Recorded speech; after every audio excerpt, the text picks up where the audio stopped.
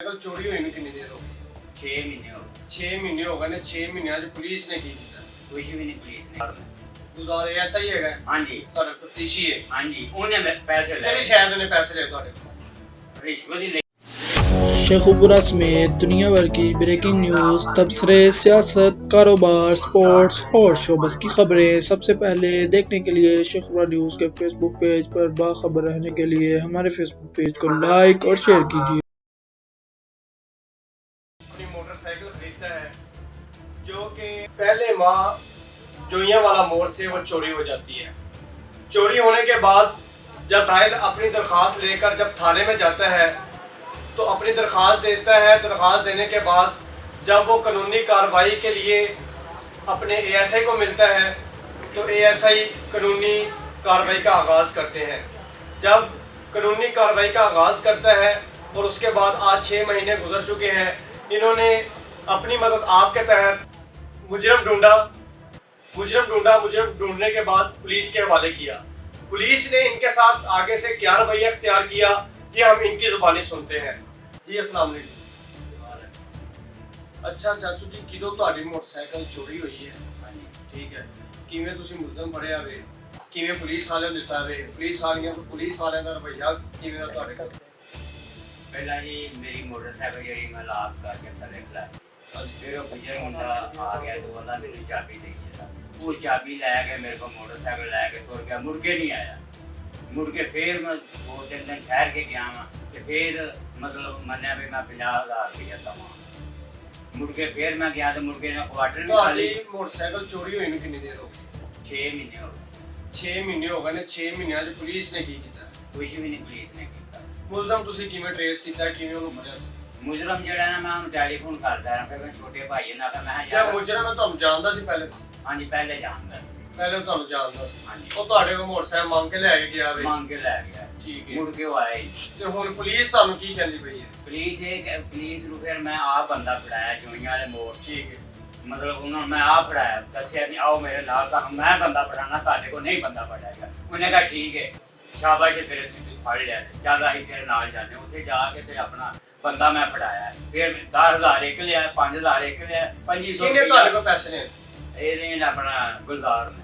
ਗੁਜ਼ਾਰੇ ਐਸਾ ਹੀ ਹੈਗਾ? ਹਾਂਜੀ ਤੁਹਾਡਾ ਤਫਤੀਸ਼ੀ ਹੈ? ਹਾਂਜੀ, ਉਹਨੇ ਪੈਸੇ ਲੈ ਕਿਹੜੀ ਸ਼ਾਇਦ ਨੇ ਪੈਸੇ ਲਏ ਤੁਹਾਡੇ ਕੋਲ? ਰਿਸ਼ਵਤ ਹੀ ਲਈ ਸੀ। ਰਿਸ਼ਵਤ ਲਈ ਸੂ? ਹਾਂਜੀ। ਤੁਸੀਂ ਐਸਐਚਓ ਨਹੀਂ ਪੇਸ਼ ਹੋਏ? ਹੋਏ ਉਹਦੇ ਕੋਲ ਵੀ ਪੇਸ਼ ਹੋਏ। ਐਸਐਚਓ ਨੇ ਕੀ ਕਿਹਾ ਤੁਹਾਨੂੰ? ਉਹਨੇ ਕਿਹਾ ਵੀ ਬੰਦਾ ਉਹ ਇਹਨਾਂ ਟਾਈਮ ਲਿਆ ਸੀ, ਕਾਗਜ਼ ਵੀ ਗੱਡੀ ਤੇ ਰੱਖ ਲੈ। ਕਿੰਨੇ ਰੱਖੇ ਨੇ ਕਾਗਜ਼ ਤੁਹਾਡੇ ਕੋਲ? ਮਤਲਬ ਗੁਲਜ਼ਾਰ ਨੇ ਵੀ ਮਤਲਬ ਦਿਓ, ਤੁਹਾਡੀ ਸੁਲਾਹ ਹੋ ਜਾਏਗੀ ਤੇ ਆਪਣਾ ਤੁਸੀਂ ਨਾ ਇਹ ਕੰਮ ਕਰੋ, ਕਾਗਜ਼ ਦੇ ਜਾਓ ਤੇ ਬੰਦਾ ਵੀ ਛੱਡ ਦਿੰਦੇ। ਬੰਦਾ ਵੀ ਇਹਨੇ ਛੱਡ ਦਿੱਤਾ ਗੁਲਜ਼ਾਰ ਨੇ। ਕਾਗਜ਼ ਵੀ ਲੈ ਉਹਨਾਂ ਨੂੰ ਦਵਾ ਦਿੱਤੇ ਜਿਨ੍ਹਾਂ ਮੋਟਰਸਾਈਕਲ ਮੇਰੀ ਖੜੀ, ਉਹਨਾਂ ਨੂੰ ਕਾਗਜ਼। ਤੁਹਾਡੀ ਮੋਟਰਸਾਈਕਲ ਨਵੀਂ ਸੀ? ਹਾਂਜੀ ਨਵੀਂ ਸੀ, 0 ਮੀਟਰ ਜਾਂ ਨੰਬਰ ਵੀ ਨਹੀਂ ਲੱਗਾ। ਗੁਲਜ਼ਾਰ ਨੇ ਕੀ ਕਿਹਾ ਸੀ ਤੁਹਾਨੂੰ? ਅਸੀਂ ਮੋਟਰਸਾਈਕਲ ਬਰਾਮਦ ਕਰਕੇ ਦੇਵਾਂਗੇ ਜਾਂ ਪੈਸੇ ਦੇਵਾਂਗੇ ਉਹਦੇ ਬਦਲੇ? ਉਹ ਆਂਦੇ ਪਏ ਸਨ ਕਿ ਆਪਣਾ ਹਫ਼ਤੇ ਦਾ ਵਾਅਦਾ ਸੀ ਨਾ, ਹਫ਼ਤੇ 5 ਵਜੇ ਆਉਣਾ। ਉਹ ਸਾਡੇ ਤੋਂ ਪਹਿਲਾਂ ਹੀ ਉਹ ਗੁਜਰਵਰੀ ਹੋ ਗਏ, ਤੁਰ ਕੇ ਅਸੀਂ ਗਏ ਤੇ ਮੁੜ ਕੇ ਤੁਸੀਂ ਆਏ ਹੀ ਨਹੀਂ। ਉਹ ਬੰਦੇ ਤੇ ਤੁਰ ਵੀ ਗਏ। ਹੁਣ ਮੈਂ ਕੀ ਕਰ ਸਕਦਾ? ਤੁਸੀਂ ਡੀਪੀਓ ਕੋਲ ਪੇਸ਼ ਹੋਏ? ਡੀਪੀਓ ਕੋ ਅੱਜ ਫਿਰ ਮੈਂ ਪੇਸ਼ ਹੋਇਆ।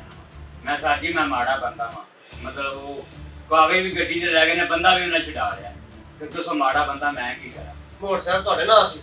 ਨਹੀਂ, ਜਿਹਨਾਂ ਕੋਲ ਲਈ ਸੀ ਉਹਦੇ ਨਾਂ ਹੀ, ਆਪਣੇ ਨਾਂ ਨਹੀਂ ਕਰਿਆ। ਹਾਂਜੀ। ਤੇ ਹੁਣ ਤੁਸੀਂ ਡੀਪੀਓ ਨੂੰ ਜਦੋਂ ਪੇਸ਼ ਹੋਏ ਡੀਪੀਓ ਕੋਲ, ਉਸ ਤੋਂ ਬਾਅਦ ਤੁਸੀਂ ਐਸਐਚਓ ਕੋ ਗਏ ਹੋ? ਐਸਐਚਓ ਐਸਐਚਓ ਨੇ ਕੀ ਕਿਹਾ ਤੁਹਾਨੂੰ?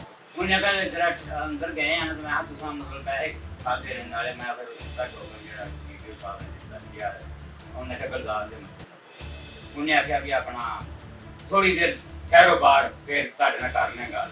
ਉਹ ਕਾਰ ਦੇ ਵਿੱਚ ਬਹਿ ਗਿਆ ਤੇ ਫਿਰ ਅਸੀਂ ਗਾਂ ਹੋ ਗਏ। ਅਸਾਂ ਪੁੱਛਿਆ ਕਿ ਯਾਰ ਆਪਣਾ ਸਰ ਜੀ ਸਾਡੇ ਨਾਲ ਕੋਈ ਕਰੋ, ਇਹ ਤੁਹਾਡੀ ਉੱਥੋਂ ਆਵੇਗੀ ਦਰਖਾਸਤ ਕਿੱਥੋਂ ਤੁਹਾਡੀ ਦਰਖਾਸਤ ਆਏਗੀ? ਉਹ ਤੋਂ ਡੀਪੀਓ ਤੋਂ। ਡੀਪੀਓ ਕੋ ਤਾਂ ਉਹਦੀ ਦਰਖਾਸਤ ਆਈ, ਫਿਰ ਤੁਹਾਡੇ ਨਾਲ ਕੁਝ ਕਰੇਗਾ? ਫਿਰ ਤੁਹਾਡੇ ਨਾਲ ਕਰਾਂਗੇ ਭਾਈ।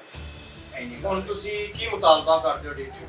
ਮੈਂ ਉਹਨੇ ਮੈਨੂੰ ਪੁੱਛਿਆ ਨਾ ਕਿ ਤੁਸੀਂ ਕੀ ਹੁਣ ਮਸਲਾ ਚਾਹੁੰਦੇ ਹੋ? ਮੈਂ ਸਰ ਜੀ ਮੈਂ ਮਾੜਾ ਬੰਦਾ ਵਾਂ, ਮੈਂ ਪੈਸੇ ਵੀ ਨਹੀਂ ਮੰਗਦਾ, ਮੈਂ ਆਪਣੀ ਸ਼ਾਇਦ ਮੰਗਦਾ, ਮੈਨੂੰ ਮੋਟਰਸਾਈਕਲ ਤੁਹਾਡਾ ਇਹ ਮੁਤਾਲਬਾ है कि ਤੁਹਾਨੂੰ मोटरसाइकिल का वापस मिले। हाँ जी। नाज़रीन, आप देख सकते हैं कि एक मेहनत कश आदमी किस तरह से मेहनत करता है। मेहनत करने के बाद वो अपनी एक चीज़ बनाता है और कोई जैसे भी उसको ले गया है मोटरसाइकिल को, लेकिन आप पुलिस का रवैया देखें कि पुलिस का रवैया कैसा है। کہ ایک عام آدمی اپنی دیہاڑی کو چھوڑ کے اپنی مزدوری کو چھوڑ کے وہ پولیس کے پاس بار بار جا رہا ہے، لیکن پولیس کا رد عمل آپ دیکھ سکتے ہیں کہ اس غریب عوام کو کبھی اے ایس اے کے پاس جانا پڑتا ہے، کبھی وہ ایس ایچ او کے پاس پیش ہوتا ہے، ڈی پی او کے پاس پیش ہونے کے بعد بھی نہ ایس ایچ او حرکت میں آتا ہے نہ اے ایس اے حرکت میں آتا ہے، اور غریب آدمی اپنی داد رسی سنائے تو سنائے کہاں۔